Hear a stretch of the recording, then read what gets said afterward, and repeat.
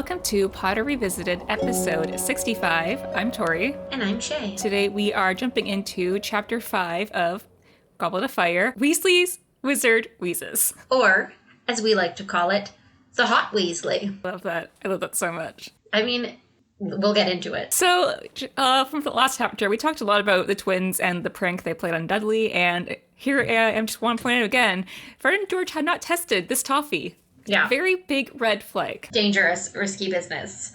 But you kind of have to respect that they call it Tongue Toffee. And that in itself is such a tongue twister. Like, just saying it also sort of enacts the spell in it. It does it to you too. Your tongue also goes all over the place and gets tied up. And it's very, very clever. I mean, when I was a kid, I probably read it as ton. Ton. Who knows? I feel like I skipped over some words. I'm like, that's not a real word. Whoop. Yeah. So in this chapter, we finally get to meet Bill and Charlie Weasley, who have been super mysterious in the last 3 books. Just the other Weasleys. Vague, mysterious. But we will talk about them a bit more in detail a bit later. But continue with the story. Mr. Weasley comes back from the Dursleys, and he is very angry. Yeah, as he should be. Trying to be a responsible dad. And Fred and George do claim that they only gave Dudley the toffee because he was bullied to Harry and not because he's a muggle. But, like, in Mr. Weasley's defense, he has a great point about just the optics of the fact that, like, it doesn't really matter if he's a bully to Harry. He still is a muggle. And like you said last episode, like, giving a muggle a magical candy, probably not a great idea. And, like, if Mr. Weasley couldn't, like, help him and he had to bring other people, it just wouldn't be a good look for him and his work. Specifically that his line of work is, like, the misuse of muggle artifacts. Like, the point of it is to make sure muggles don't accidentally get hurt by wizard things. And then his own children are intentionally hurting muggles with wizard things. Yeah, it is horrendous optics. Mr. Weasley's mad, and we're like, yeah, Mr. Weasley's mad. But Mrs. Weasley, hell hath no fury. I think they would rather Voldemort torture them than the fury of Miss Weasley. I think they would rather serve a few months in Azkaban than face the wrath of Molly Weasley. And I agree. Like, the ground shakes, the world rumbles, everyone runs for the hills. Even Mr. Weasley's trying to, like, kind of cover for them, and she's just like, nope. He's like, they deserve to be punished, but not this severely. And Miss Weasley's like, what did they do? Yeah. It's weird that, like, Hermione's the one who realizes that Miss Weasley's about to be set off. And it's like, gosh, guys, we should go upstairs. Like, it's funny that it's Hermione who doesn't even live there. Yeah. I feel like Hermione's an only child, so I could see this being a bit, like, weird for her, like, just wanting to be, like, a spectator to someone getting in trouble. But I feel like when you have siblings, sometimes it's just, like, the way things are. Like, especially with the twins and Mrs. Weasley, I feel like they're always yelling at each other. So Ron's probably like, oh, this is normal. I guess in my mind, it was more like, you'd think the siblings are more used to these situations, so are quicker to know the signs that hell hath no fury is about to rain down and they'd get out of there. It's just interesting that Hermione, who's the least familiar with the situation, doesn't just, like, stand there kind of shocked and is, like, the quickest to be like, all right, time to socially engineer our exit. It's interesting. In my mind, it's like the twins should be like, we want to be out of here, but we can't be. And then Ron should be like, it's happening, and start backing away, you know? It's just so funny that Hermione is the one that's like, time to go. When they're going up to Ron's room, Ginny and Ron kind of fill Hermione and Harry in about Fred and George and, like, their sweets and, like, how they plan to sell these at Hogwarts. And I'm thinking, like, that's kind of I didn't really do it, but it's kind of a red flag because a lot of these products probably have not been fully tested and stuff, and, like, they could be dangerous and everything. Absolutely. I think at least if they're being tested at Hogwarts, there's, like, some semi-educated adults there who can keep an eye on things. Okay, there's just Madame Pomfrey. Madame Pomfrey is there. So she's already overworked. That poor woman deserves a vacation and a raise. And they also kind of talk about kind of, like, the rift right now between Mrs. Weasley and the twins because she's upset that the twins didn't get more owls. And I just kind of feel like this really enforces the idea that, like, she wants them to go work at the ministry, like Percy and their dad. Like, it kind of reinforces the idea that everyone just goes to the ministry after school, which is kind of weird because in our day-to-day life, like, not everyone goes to work for the government. Yeah. It's because the author hasn't introduced us to that many adult jobs in the wizarding world yet. So they have to be like, oh, what's an adult job that sounds kind of impressive? We know these government jobs exist. We'll just put him there. But I think it's interesting that, like, Molly's specifically calling the twins out and saying they have no ambition. When they do have ambition, it's just the things they're ambitious about are not the same things that she values or thinks are interesting. I wonder if they had not a prank shop store or like a joke shop, if it was a different kind of business, she would have been more into it. I think so. But she sees that as childish, so she's like, that's not real. Yeah. Because you have like the quite serious jobs that like the older three have. Like Percy obviously works for the ministry, and then Bill works for the bank, and then Charlie works at Dragons, which are all kind of like serious-ish fields. Yeah.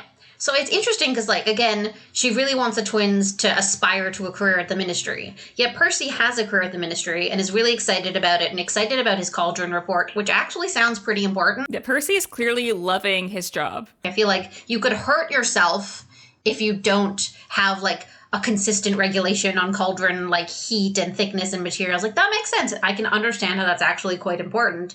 And he's really excited about it. And yet the behavior that's being modeled at home is sort of making fun of Percy. Like, Percy's ambition is exactly the type of ambition Miss Weasley wants to see in the twins. Like, she wants them to be ambitious and work hard and get a good job at the ministry. Yet the household culture is very much to, like, degrade and make fun of Percy for valuing his job and working hard. And, like, I can't see the twins looking at how the whole family treats Percy and knowing that they treat him and see him that way based on his ambition, and then also wanting to experience that themselves. Like, she's being like, why don't you want to get a job at the ministry? At the same time, the entire family makes fun of Percy for working hard at his job at the ministry. Like, it's like people who, when their quiet child finally says something, is like, oh, wow, look who finally talk. Look who came into the room. Yeah. Which brings attention to them and makes them uncomfortable and is, like, socially punishing them for doing a desired behavior. And that's kind of how the treatment of Percy feels. And so I wouldn't want a job at the ministry either if I lived in a household with Percy who's degraded for it. Yeah, because we can see when they walk past Percy's room, he kind of opens the door and kind of like tells them to be quiet. And he's obviously boasting about his job, and he definitely like wants like his siblings to like be in awe of like his great job and how well he's doing. But they just kind of use it as like a thing to tease him about. Yeah, and Percy also repeatedly talks about his boss, Mr. Crouch, and they say the name again and again. And I think it's because the author knows that the readers are still kind of young. So, like, they're repeating the name so that it sticks in their minds and they remember it, because it's not just foreshadowing. It's, like, not a gentle hint. It's like this name. Remember this name. Don't forget this name. So at the end, when things resolve, they can be like, oh, I remember that name. So it's like putting in the extra legwork now that's almost a bit annoying and repetitive to get the reader to have that sense of, like, fulfillment at the end and that aha moment. But while they're preparing for dinner, Mrs. Weasley's kind of like giving all the kids jobs to go sit at the table and everything. And meanwhile, she's like ranting about Fred and George. And this is like very reminiscent if you grew up with siblings and like they did something. Yeah. And usually it's like your mom or someone's just like, oh, why would they do that? Where did I go wrong? And it's really funny. My mom was the one that did that, where if like one of my siblings did something that she wasn't happy about, and we were just like, you know, doing our day-to-day life, and then she'd just be like ranting about them while like we're just like, you know, existing. Yeah, for sure. Parents being like, where is your brother? He's been out so late. I have no idea where why did he do this again? Or I was an angel. So outside, Bill and Charlie are showing that they're definitely not like Percy, because they're like battling with the chairs in the air. Yeah. Trying to knock the other's chair out, or not chairs, tables into each other, which I thought was funny. It's like Beyblades. Yeah. And then Percy opens his window to kind of like yell at them to be quiet because he's working. But I find that the way he talks to Charlie and Bill is a bit different than he would talk to Fred and George. Like, he's still pretty polite, and he kind of is a bit sarcastic, like how Bill asks him how his report's going, and he's like, very poorly.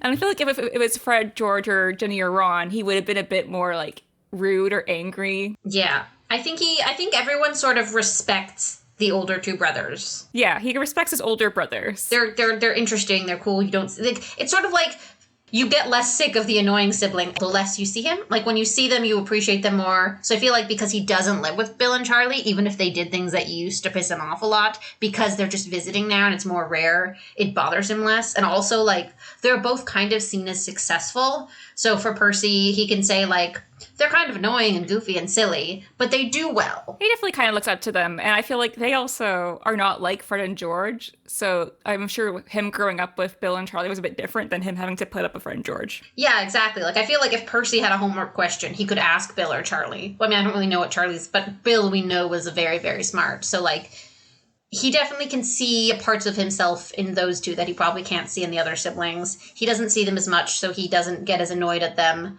And they're cool. We'll get into it, but they're cool.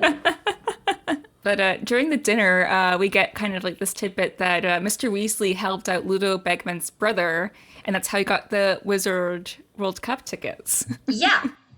Let's get into that. So, Ludo Bagman's brother did something that was against the rules or laws, specifically pertaining to Arthur Weasley's line of work. So, he enchanted a lawnmower, a muggle's lawnmower, to do I don't know what. But he broke the rules.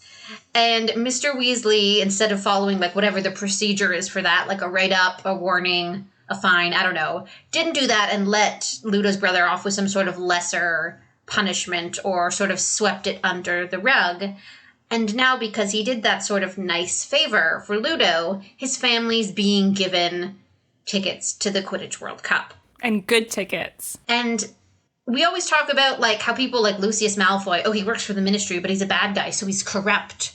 Or, like, a bunch of other, like, we find out, like, Pious Thickness. Like, there's a bunch of guys that work at the Ministry that end up being Death Eaters, and everyone's like, ooh, the Ministry is corrupt. But what Arthur Weasley just did is accepting payoff or goods in exchange for a lessened or dropped charges, which is literally corruption. By definition, dishonest or fraudulent conduct by those in power, typically involving bribery. So, like, he's not malicious in it. He's not doing it because he's evil and he wants to destroy the world, but he absolutely is partaking in corruption as a government official. Yeah, it definitely shows that the Ministry is a corrupt place. Like, people do payoffs and, like, bribes and stuff like that. I mean, I guess it's probably the truth with all government. There's corrupt government officials who are taking money away from important public works projects and putting it in their own pocket. And then there's corrupt government officials who are doing slightly illegal smart accounting to get more funding for their public works projects to help their people, or fudging the rules so that people can get whatever, like, to help people or to not hinder people versus malicious intent and selfishness. So, like, there's certainly, like, a scale of corruption, and Arthur Weasley's on, like, the lower level of that scale. But it's still interesting in sort of a book that talks a lot about shades of gray and not just good and evil. It's interesting that we're seeing that within the government as well. Also interesting, we get hints of Bertha Jorkins and how she's missing, which is interesting because we obviously read the first chapter, so we, as the readers, know that Bertha Jorkins is dead. But everyone else, the characters that we know in the story, they think she's missing. And they didn't have to say the name Bertha Jorkins 10 times in the first chapter for us to remember it, because it is memorable as the goddamn worst name in wizard history, Bertha Jorkins. Also interesting is that when talking about the World Cup, we get a Victor Crumb mention, like right before he kind of becomes a big player. We're like, ooh, who's Victor Crumb? Is he the Sidney Crosby of Quidditch? Sounds like that he's the only good player on the team, apparently, according to Charlie. Okay, the Penguins were good. The Carey Price of the Habs. We have to think of an athlete who had no team behind him or in front of him. A standalone athlete in a team sport. Yeah, so that's fun. We get some sort of tidbits of famous Quidditch players. But what we also get in this chapter, and I know you've been longing for and craving and dreaming of since the very first time we got to the burrow, is just warm, cozy burrow vibes. Like, there are wellies by the door. There are gnomes in the garden. It's the perfect English country home. I bet the floors creak in, like, very familiar and reassuring ways and places. I bet there's one roof leak that just keeps leaking, and they just have a cooking pot that just lives under that leak, and they empty it every time after it rains. Like, I feel so at home along with these characters. It's so nice being back at the burrow. Yeah, it's we feel like we've gone home too. Like, it's so cozy, and, like, outside at night, and, like, they're sipping on, like, elderflower wine or whatever, and, like, everything smells good, whimsical. There's magical candles, the smell of honeysuckle, there's potatoes. I mean, freaking love potatoes. And it's honestly such an idyllic evening. I really don't even blame Harry for electing not to bring up his scar hurting or anything. Like, it seems like such a good time and such a rare, lighthearted loving environment that, like, I don't think I'd bring it up prematurely either. I'd be like, this can be postponed. Yeah. Harry's just at peace. He's like, I don't want to worry them with this, like, lovely evening coming to an end. We'll bring it up when it becomes relevant to the plot. But right now, potatoes. But the kind of chapter kind of ends because everyone's having like their own conversations. But Percy's trying to hint to the kids, being like, "Oh, I have an important job that's coming up. Like, we're doing an important event," and he really wants them to ask him about it. Besides the Quidditch World Cup, the other important thing. But they're just like, "Oh, Percy's boring, so it's probably about cauldron bottoms or whatever." And the twins kind of admit to sending Percy Dragon Dun at work, Gross. which seems a bit much. Yeah, they send him poop in the mail, which is, it's gross and not actually funny. Like, the haha, we sent him poop is not funny. The fact that Percy thought it was a legitimate fertilizer sample and that he should actually look at it, that's funny. I mean, I feel like Percy kind of knew.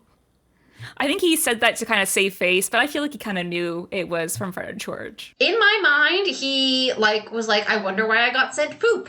That's weird. And then he, like, went into the offices and checked and, like, to see if there's any recent things on poop he should know about, and then saw something about fertilizer regulation and was like, oh, it's a fertilizer sample, and, like, sent it to the science team to check if it had the right soil acidity per the regulations. Like, I like to think he was like, oh, there has to be a reason for this. I'm going to research. Oh, there is something. And, like, did the work. Did he do the legwork? Let us know if you think that Percy knew it was from Fred and George, or if you think he thought it was a fertilizer. But also, I can kind of understand at this point, Percy, you know, distancing himself from the family at this point, because no one respects him. They sent him poop. That's awful. Exactly. Like, who wants to be putting up with that? Like, we talked a lot about last chapter how it's like kind of like the gray area for George, where like we always see them as like good characters because they're always on the good side and like they're fun.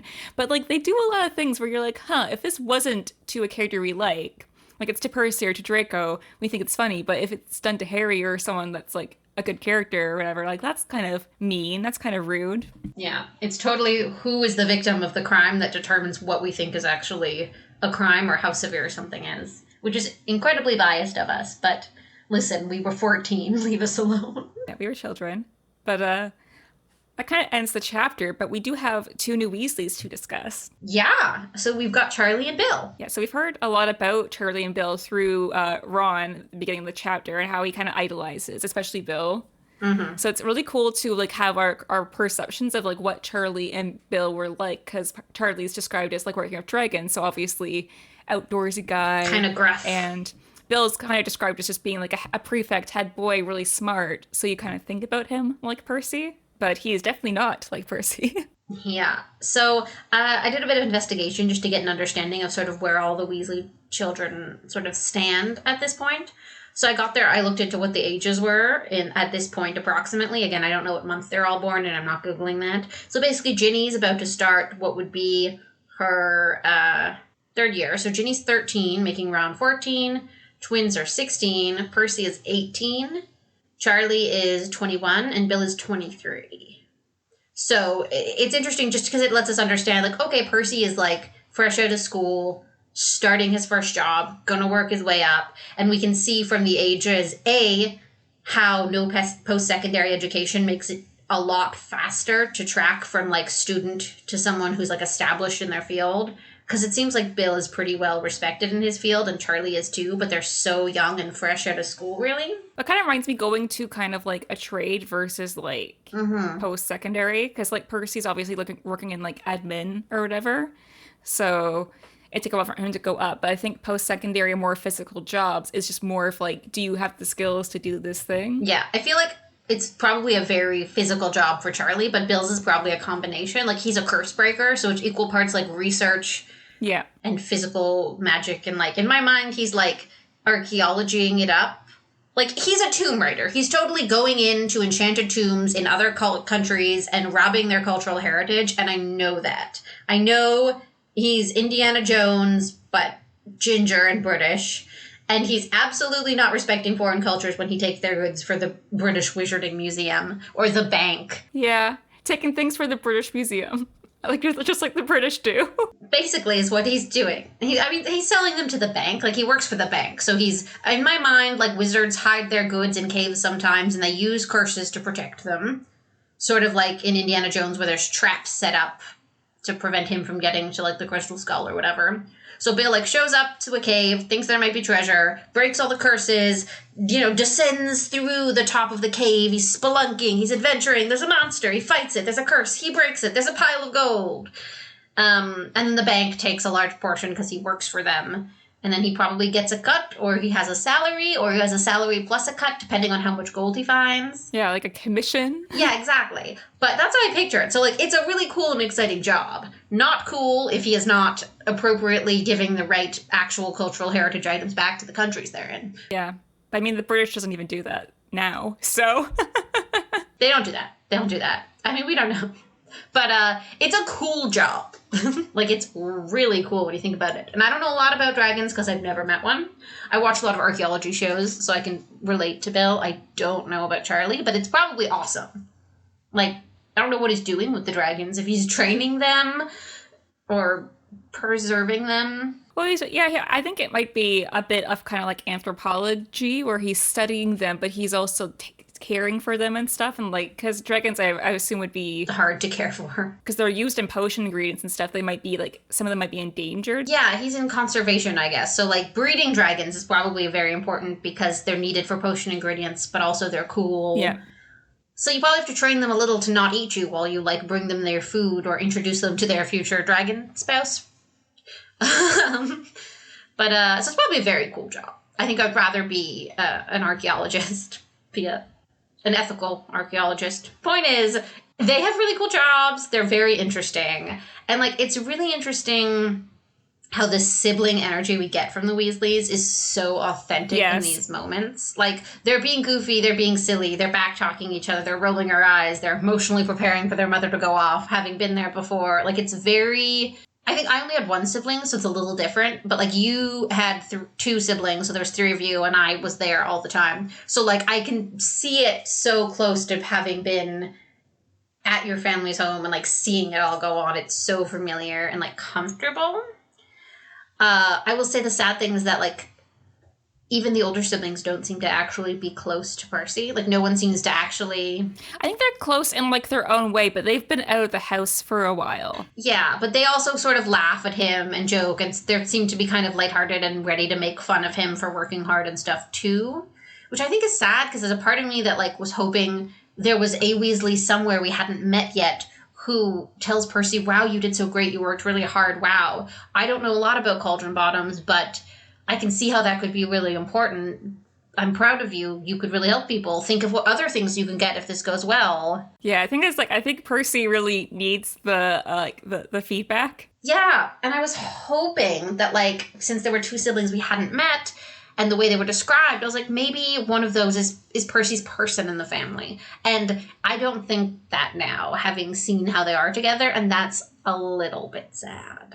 Yeah. But what I do love is how, I mean, Charlie, we get a bit about Charlie. He likes dragons. He's cool. But we get a lot about Bill in this chapter. And, like, they kind of go off about Bill. Like, first of all, Harry's like, the only way to describe Bill is cool. And that's so 14-year-old boy. Like, I'm picturing him seeing a guy on, like, a motorcycle who has, like, cool shoes and, like, leans on things. Like, I'm like, oh, he's just cool. That's what he is. He's effortless, but awesome. He's dangerous, but intriguing. Like, he's just really cool. It's just like Harry's bisexual awakening because it's just the way Bill's described. Yeah, it's like a very relatable language, though, for like to come from a 14-year-old boy. Well, especially because Harry's always imagined the older siblings in a certain way, and the way Bill was described, it sounds like an older Percy. Yeah. And so seeing this like being like the anti-Percy. He's like, what? You can be cool and also smart? I didn't know. Hermione, you didn't tell me. Well, Hermione doesn't know how to be cool. But I think it's great. And they describe Bill in such an... I mean, he's described so cool. He has long hair, which automatically means he's kind of a rebel. And he has an earring. Fang earring. Again, rule breaker. He's dangerous. It's a fang. Like, I wonder if it's a dragon fang. Did he fight something? Did Charlie gift it to him? I want to know where the fang came from. it's cool, and his job is impressive, but he's also not viewed as like a try-hard like Percy. It's like this effortlessly cool. He's like, oh yeah, I break curses for a living, whatever. Exactly. And I think as someone who's reading the book, when you're like Harry and Ron's age, like we were when we first read it, sort of young teens, you don't really think about Bill that much. But he's just clearly meant to be like the hot Weasley. You know what I mean? Like, they sort of have like a quick write-off defining thing for each of the Weasley children, right? I mean, Ginny is the girl. There's only one. Ron is the baby boy. He's the youngest son. Last chance to get it right. And then the twins are, I mean, they're prankster 1, they're prankster 2. Pranking is like their defining trait. Percy's the boring one. Poor Percy. I mean, Charlie's the dragons one, because literally all we know about Charlie is dragons. So, like, cool, he's the dragons one. And Bill is absolutely the hot one. And that's what they want us to take away from this. And I don't think I realized that they wanted me to feel that way. I think it's also, like, pushed because Mrs. Weasley always talks about how handsome Bill is. He just needs to cut his hair. So she's kind of like... But she's a mom, so you think, oh, she probably thinks he's not handsome. She's his mom, and she loves him. Yeah.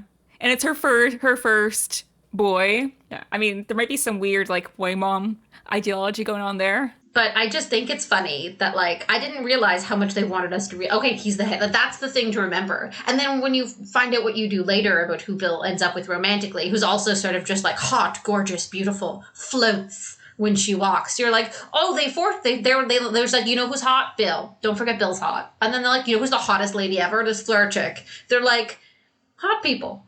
Just remember that. Putting the hot people together. I mean, it's really groundbreaking.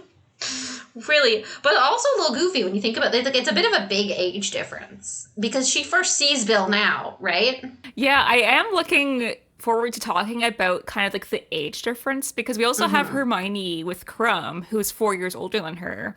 And then Fleur has to be 17 and Bill's 23. So it's also like they didn't get together till after she was in school, but still it's kind of like, huh. Yeah, like 17 and 23 is weird. But if you just like it then it's weird. But I think it's not a huge age gap a few years later. Yeah. You know what I mean? Like, when one of you is still a teen, it's a huge age gap. But once Fleur's in her early 20s, it's more okay, I think. It's just weird right now. But I think we don't get a lot of how Bill thinks about Fleur now. We get more of how Fleur thinks about Bill, which is, ooh, who's that hot, mysterious man? Yeah, we don't really get much about how they got together or anything because it's just kind of like a side thing, being like Fred and George are like, oh, guess who Bill's dating? And then all of a sudden they're engaged. It makes sense to me that Fleur would see Bill from a distance as a 17-year-old girl and him as a 23-year-old rebel and be like, yes, absolutely, because, like, I was a 17-year-old girl once too, and that's exactly how it was. But, like, hopefully it's a few years later when she's an adult. And Bill's like, oh, look at that cool adult too. Bill does definitely seem like he would have been your type, like, back when you were, like, in high school. I mean, Snape was my type. That's the problem. But if I wasn't so blinded by Severus Snape. But you're also into, like, edgy bands and people that were just older than you. Yeah. Bill could have been the bassist in some sort of British band that I would have been into. But do you have any final thoughts on this chapter before you wrap up? Besides Bill. I mean, I think that's what we get from the chapter. We get to know a bit more about the Weasleys. We get more comfortable in their home life. We find out Arthur is corrupt. We realize that Molly Weasley could probably fight all the Death Eaters at once and kill them if she wanted to, because she is the true thing to fear in the wizarding world. And we get to meet the other Weasley brothers, and I think that's cool, and I think that's fun. And I feel bad for Percy. Yeah, poor guy. Again, I think I'll feel bad for Percy until he is adjacent to what happens to Fred, and then I'll be mad at Percy for a while. But until that happens, maybe a bit when he's ignoring his family, but, like, right now, I understand why he would want to be a bit separated from his family. I get it. I feel bad for him. Yeah, my thoughts are that this chapter is just kind of like setting up like a lot of different things. Like we're finding out about Bertha Jorkins, Mr. Crouch, and we get to meet the two new Weasley brothers that we met before. And it's just like kind of laying all the groundwork for things that are going to be happening later on in the series, which is exciting. Mm-hmm. They do fit a lot of foreshadowing into this chapter without sort of it feeling just like... It feels pretty natural. Like, I think we've discussed a lot of, like, the other chapters in this, the first few chapters in this book felt like very much like they were just dragging things on, and it was just very much like a plot device kind of way, but this feels very natural. Yeah, chapters 2 to 4 were basically... Harry is a wizard. Yeah. Did you know Harry is a wizard and his parents are dead and his aunt and uncle suck? I also sort of feel like they sprinkled the foreshadowing very sparingly and in a way that, like, made it very natural and made it very good to read. So, like, we get a lot of things that are going to be important later, and she decided to what degree she wants them to sink in by repeating Crouch 5 times. And I think it was well done. On top of a cozy layer of warm, loving family energy, it was a very satisfying chapter. Feels like going back home, like you said, with the burrow and everything. We get all the Weasleys there, and there's the excitement about the Quidditch World Cup, and everything just feels like summer and happy. If you don't think about Percy at all, it's the kind of chapter of a book you would just want to pick up and read a chapter when you're having a bad day. You're like, it's a nice, soothing cup of tea of a chapter. Like, it really is just like a nice orange Pico, It's familiar, it's soothing, it's just right. But yeah, I think that's pretty much everything for this chapter, but we'll be getting into more content soon. Finally have like a nice, big, meaty chapter for us to dive into. Some stuff is going to happen. We're going to have to talk about sports again. Oh, yeah. Well, we'll let Shay handle that because she's the one that knows sports. Yes, I'm just like, oh, that's fun. Speaking of sports, and this should stay in the podcast, the Professional Women's Hockey League has really been taking off in Canada and in the States, listeners. And you should absolutely, not just hockey, but find out what professional women's leagues exist in your area and go out and support and watch, because I don't know why or how the world decided that they weren't going to appreciate women's sports as much as men's, but it was a terrible mistake. It is such good hockey to watch. And the Montreal team is playing a game at the Bell Centre, which is where our NHL team plays. And the tickets sold out in an hour after being made available. So if you thought women's sports was not desirable, it is. So get some tickets to your local games and support them. Not just hockey, any sport. Yeah. Basketball? Women's basketball is huge in the States. As it should. Go out and grab a ticket to a hockey game. Support the Muggle Ginny Weasleys of the world. Yep, so thank you for listening to this episode of Potter Revisited, and we'll be back to discuss Chapter 6 of Goblet of Fire, The Port Key. Of course, if you had any questions or anything you'd like us to discuss, you can reach us on social media at Potter Revisited or email us at potterrevisitedpodcast@gmail.com, and we will see you next time. Bye!